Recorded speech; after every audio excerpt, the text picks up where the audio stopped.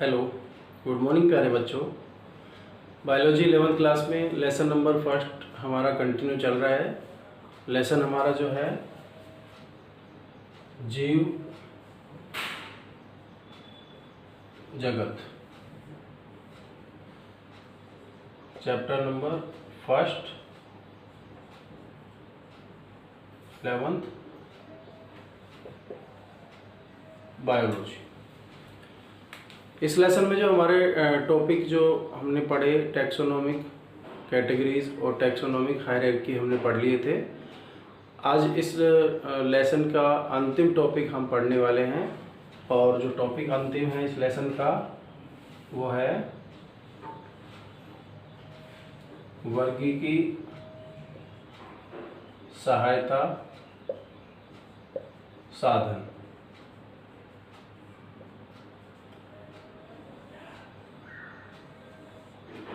वर्गीकी सहायता साधन क्या होते हैं? इसके अंतर्गत कुछ ऐसे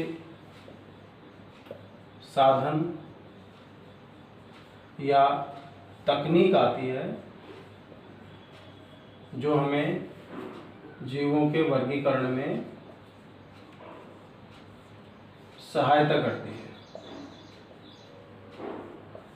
ठीक है, तकनीक से मतलब है कि कुछ ऐसे जैसे प्रयोगशालाएं हो गई, म्यूज़ियम हो गए, ठीक है, ऐसे हर्बेरियम जो हम लिखेंगे, ये ऐसी तकनीकें हैं, ऐसे मेथड हैं जो वर्गीकरण में जीवों को पहचानने में, उनका अध्ययन करने में सहायता करने वाली हैं। तो ये तकनीकें कौन कौन सी हैं, इसमें हम जो चीज़ें पढ़ेंगे, सबसे पहले हम पढ़ने वाले हैं हर्बेरियम।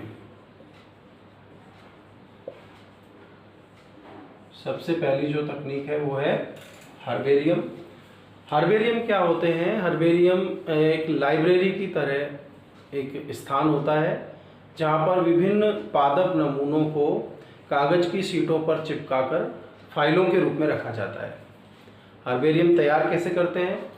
इसमें क्या करते हैं कि कागज़ की शीटों पर पादप के नमूनों को, शीटों जैसे एक शीट ली, उस पर कागज़ के उस शीट के ऊपर पादप के नमूने को हमने रख दिया। वास्तविक पौधा है जो उसको ज़मीन से उखाड़कर, अगर छोटा पौधा है तो, वरना उसके किसी भाग जैसे पत्ती, तना, शाखा, उसको उस पर रख दिया हमने।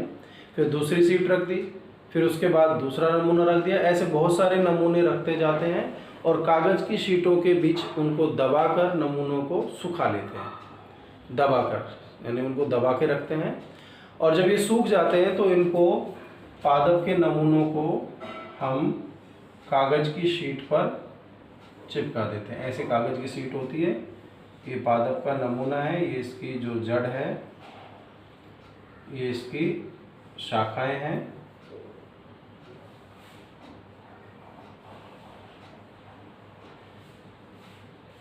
तो ये जो पादप का नमूना है ये सूख चुका है, इसको हमने कागज़ की शीट पर चिपका दिया। इस कागज़ की शीट को हम बोलते हैं हर्बेरा शीट।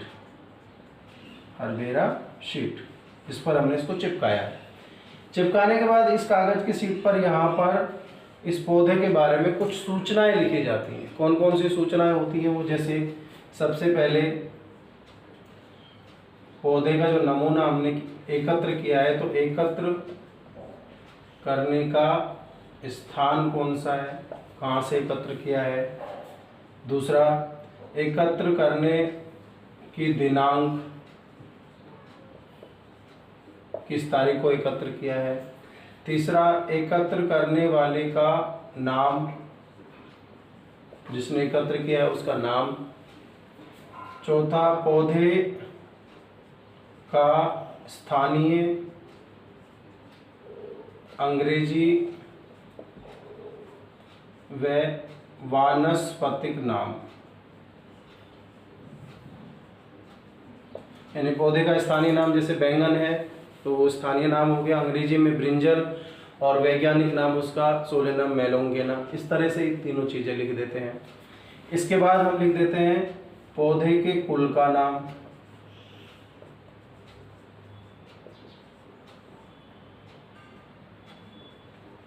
और अगर आवश्यकता हो तो कोई पौधे का कोई विशिष्ट लक्षण भी लिखा जा सकता है। तो ये सूचनाएं सब इस कागज़ की शीट पर हमने लिख दी है। इन शीटों को फाइलों में अरेंज कर देते हैं, फाइलों को व्यवस्थित रैक्स के अंदर रख देते हैं और जो स्थान जहाँ पर इन रैक्स को, इन फाइलों को रखा गया है, उस स्थान को हम बोलते हैं हर्बेरियम। तो हर्बेरियम से हम बड़े स्तर पर पादप की नमूनों की जानकारी प्राप्त कर सकते हैं। इसमें एक समस्या आ सकती है कि ये जो कागज की शीटों पर जो हर्बेरियम पादप के अवशेष हैं, नमूने हैं, इनको कवक और जीवाणु जो हैं वो इन शीटों को नष्ट कर सकते हैं। तो उसका भी सॉल्यूशन है, हम इन शीटों पर कवकनाशी व जीवाणुनाशी रसायनों का छिड़काव कर देते हैं। कवकनाशी और जीवाणुनाशी जो रसायन है उसमें हम 2% HgCl2 का छिड़काव करते हैं, जिससे ये कवक और जीवाणु नष्ट हो जाते हैं और हमारी हर्बेरियम शीटों को कोई नुकसान नहीं पहुंचता है। तो इस तरह से हर्बेरियम से हम आसानी से पौधों की जानकारियां प्राप्त कर सकते हैं, उनका विस्तृत अध्ययन कर सकते हैं। तो ये प्रमुख वर्गीय की सहायता साधन होता है हर्बेरियम। दूसरा साधन है वानस्पतिक उद्यान, बॉटनिकल गार्डन। ऐसे स्थान होते हैं जहां जीवित पौधों को उगाया जाता है, जबकि हर्बेरियम में मृत पादप नमूनों का अध्ययन करते हैं, या जीवित पौधों को हम उगा देते हैं और उन पौधों के ऊपर एक लोहे की एक शीट लगा देते हैं, कील से ठोक देते हैं उस पर, बड़े पौधे हैं तो, और उन पर भी वो सब जानकारी लिख देते हैं, जैसे पौधे का कुल, पौधे का स्थानीय अंग्रेजी व वानस्पतिक नाम, और पौधे की कोई विशिष्ट लक्षण। तो ये सूचनाएं हमें उस पौधे के ऊपर मिल जाएगी और हम उस पौधे को देखकर लाइव कैसा दिखता है और उसकी विशेषताओं को हम जान लेते हैं। कुछ प्रमुख वानस्पतिक उद्यान फेमस है, जैसे रॉयल बॉटनिकल गार्डन जो है ये क्यू इंग्लैंड में है। उसी प्रकार भारत में इंडियन बॉटनिकल गार्डन जो है वो हावड़ा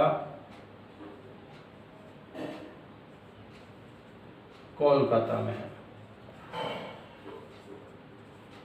इसी प्रकार से नेशनल बॉटनिकल रिसर्च इंस्टीट्यूट ये लखनऊ यूपी में है। ठीक है, तो ये कुछ बॉटनिकल गार्डन हैं जिनमें अपन ज़्यादा से ज़्यादा पौधों के बारे में जानकारियाँ प्राप्त कर सकते हैं। तो ये भी एक तरह से पौधों के वर्गीकरण और उनके अध्ययन में सहायता करते हैं। तीसरे जो होते हैं वो होते हैं जंतु उपवन, यानी जिनको हम बोल सकते हैं चिड़ियाघर। जैसे हमने देखा कि वानस्पतिक उद्यान में जीवित पौधों को रखा जाता है, यहाँ पर जीवित जंतुओं को रखा जाता है कृत्रिम आवास में। ठीक है, आपने देखा होगा चिड़ियाघर जो होते हैं उसमें बहुत सारे जानवरों को एक कृत्रिम आवास में रखते हैं और इनसे हम उन जानवरों के बारे में, जंतुओं के बारे में लाइव जानकारी प्राप्त कर सकते हैं कि कैसे दिखते हैं, क्या उनकी आदतें होती हैं। तो इस तरह से ये भी वर्गीय की सहायता साधन हो जाते हैं। चौथा जो वर्गीय की सहायता साधन है वो होते हैं संग्रहालय। संग्रहालय यानी कि म्यूजियम।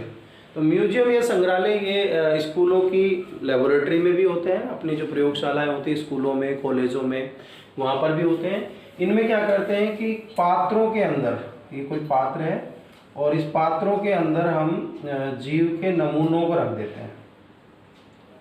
ये जंतु भी हो सकता है और पादप भी हो सकता है, उसके मृत नमूने।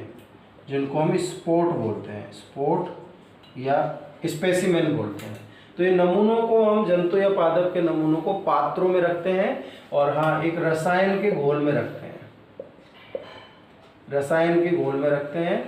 रसायन जो होता है वो होता है फॉर्मेलिन। तो फॉर्मेलिन या फॉर्मेल्डिहाइड के घोल में रखते हैं, जिससे ये क्या है, सड़ते नहीं है, खराब नहीं होते। जब तक फॉर्मेलिन के घोल में डूबे हुए रहेंगे ये खराब नहीं हो पाएंगे। तो इस तरह से हम इनको परिरक्षित करके लंबे समय तक रख सकते हैं और इनका लाइव हम अध्ययन कर सकते हैं, पादप नमूनों का भी और जंतु नमूनों का भी। ठीक है, तो ये प्रयोगशालाओं में संग्रहालय जो हैं ये भी बहुत ज़्यादा हेल्पफुल होते हैं जो जंतु हैं और पादप हैं उनके मृत नमूनों के अध्ययन के लिए। तो संग्रहालय से भी हम जीवों के बारे में ज़्यादा से ज़्यादा जानकारी प्राप्त कर सकते हैं। पांचवा होता है कुंजी या की। वास्तव में कुंजी और की क्या है, ये विपर्यासी लक्षणों का सेट होता है। विपर्यासी लक्षणों के सेट होते हैं ये, यानी कि बुकलेट होती है, किताबें होती हैं जिनमें विपर्यासी लक्षण दिए होते हैं और उनमें से कोई एक सही होता है। जैसे क्वेश्चन के रूप में होते हैं। जैसे एक क्वेश्चन दे दिया कि पंखों युक्त प्राणी, उसमें ऑप्शन दे दिया चमगादड़ और दूसरा दे दिया बिल्ली। तो उनको देखकर बच्चे पहचान लेते हैं, हाँ चमगादड़, चमगादड़ कैसा है, पंखों युक्त प्राणी है। ऐसे ही गिल्स युक्त प्राणी, उसमें ऑप्शन दे दिया मछलियाँ, दूसरा उसमें ऑप्शन दे दिया जिससे कोई सरीसृप या फिर कोई दूसरा प्राणी। तो यहाँ पर क्या है, उनमें से एक सही होता है। तो इस आधार पर क्या है, जंतुओं के बारे में जानकारियाँ प्राप्त होती हैं। इनको कुंजी या की कहते हैं। तो ये भी वर्गीकीय सहायता साधनों में आते हैं। इसके बाद वर्गीकरण से संबंधित कुछ शब्दावलियाँ होती हैं, जैसे फ्लोरा और फोना। फ्लोरा का मतलब होता है एक विशिष्ट क्षेत्र में जितने भी पादप जातियां पाई जाती हैं उनके अध्ययन को बोलते हैं फ्लोरा। एक विशिष्ट क्षेत्र में, निश्चित क्षेत्र में पाई जाने वाली समस्त पादप जातियों के अध्ययन को क्या बोल रहे हैं, फ्लोरा बोल रहे हैं। जबकि इसके विपरीत एक निश्चित क्षेत्र में जितनी भी जंतु जातियां पाई जाती हैं उनके अध्ययन को बोलते हैं फोना। तो फ्लोरा और फोना, इन दोनों में ये डिफरेंस है। तो बच्चों ये हमने वर्गीकीय सहायता साधन जो पढ़े, इसके साथ ही हमारा जो ये लेसन है, लेसन नंबर 1 जीव जगत द लिविंग वर्ल्ड, वो कंप्लीट हो जाता है। इसके नोट्स आपको शीघ्र ही मिल जाएंगे और अपनी जो ऑनलाइन स्टडीज़ हैं इनको कंटिन्यू रखें, मेहनत के साथ पढ़ाई करते रहें, क्योंकि ये जो समय है ये दोबारा आने वाला नहीं है, समय गुजर जाएगा।